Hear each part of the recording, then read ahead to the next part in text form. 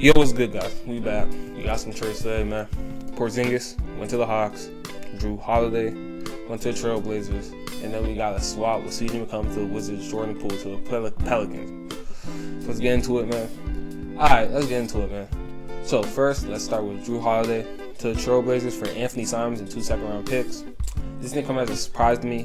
People have been talking about how the Celtics are one of the most expensive teams in the league. They're over the second apron. So them trading Jrue Holiday, who is an aging player, for someone like Anthony Simons, who's a younger player on a smaller contract, makes sense. Jrue Holiday had another $90 million or almost $100 million if he accepted his player option in 2028, I believe, which he's going to be like 38. So obviously the Celtics want to get off that contract. Next season, Jason Tatum's probably going to miss either all the season or a good portion of the season. If you're not actively competing for a championship, there's no reason to be above that second apron. There's just too many restrictions, too many downsides of being above it. So if you're not actively competing for a championship, that team for that year, it's better to be under. So Jrue Holiday getting moved is something that we have talked about before. It was something that I was expecting to happen. Now, for the package of Anthony Simons and 2 second-round picks, I think that's good value for Jrue. Anthony Simons is a good young player. Obviously, has a reputation of being like one of the worst defensive players in the league. Still a really good offensive player. Obviously, there's been talks about Anthony Simons going to the Magic. There's a good fit there. As a point guard, they need some shooting. They need the point guard. It was a good fit. But the Magic got Desmond Bane instead, who I personally think is a better fit. So in the Celtics, just grab Anthony Simons. His contract ends next year, so he'll potentially be off the books. And then for the Trailblazers, I guess you get a veteran guard. You have Scoot, you have Shaden. You want to hope those two can develop into your 2 star guards of the future. Jrue Holiday can maybe help him speed up that development. He is a really veteran guard. So obviously, this doesn't make the Trailblazers a playing team even. Maybe they can see him, but I think the West is too deep. They went on a couple runs at the end of the last season where they did look like a decent team. Still, I don't think Jrue Holiday helps them get to another level. I think the Celtics did a really good trade here. They got cheaper, they got a younger player, and they got 2 seconds. I think that's decent value. And let's stay on the Celtics. Let's go to the Porzingis trade. They traded Porzingis. It was a 3-team trade, which let me pull it up real quick.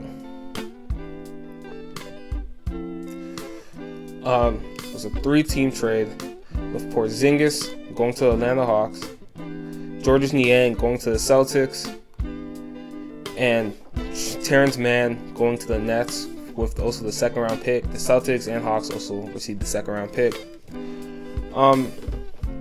This one again, obviously another trade to get cheaper.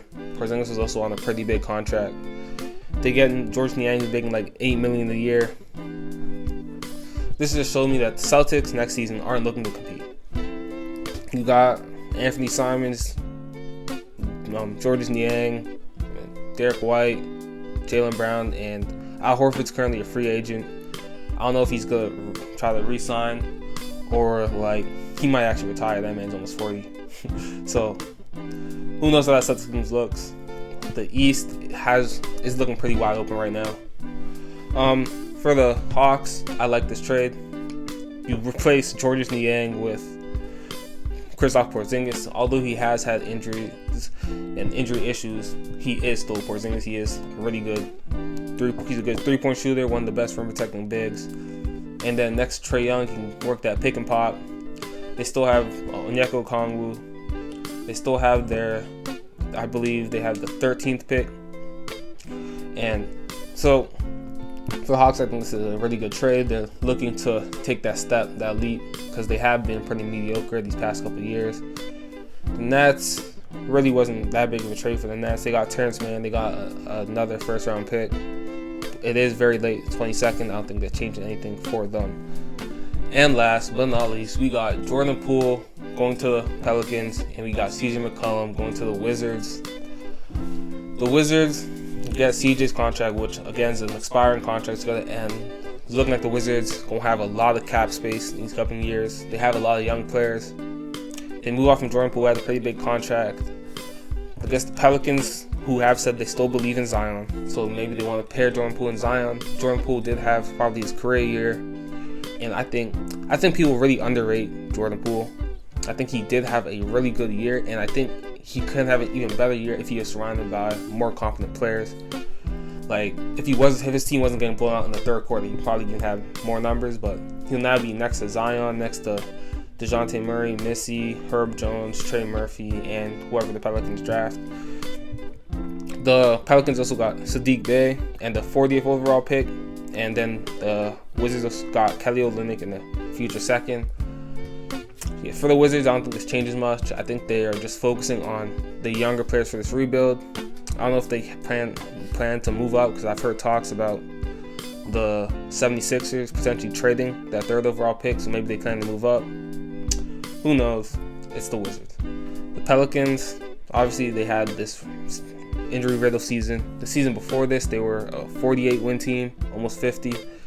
So they have shown that they can compete when like Zion plays. When their players actually play, they show that they can be a competent team. I think Jordan Poole does help that. They get another guard to help score, and Jordan Poole has had pretty good availability compared to some of the other players on the team. So yeah, that's what I think. For the Celtics, I want to see how they continue moving into this offseason. I've heard talks that there's trade rumors about Jaylen Brown as well. I'm not sure if we see Jaylen Brown get moved, but who knows. Yeah, I'll keep y'all posted. Whatever other trades, like free agent signings, the draft is tomorrow. So yeah, like, follow, subscribe, whatever.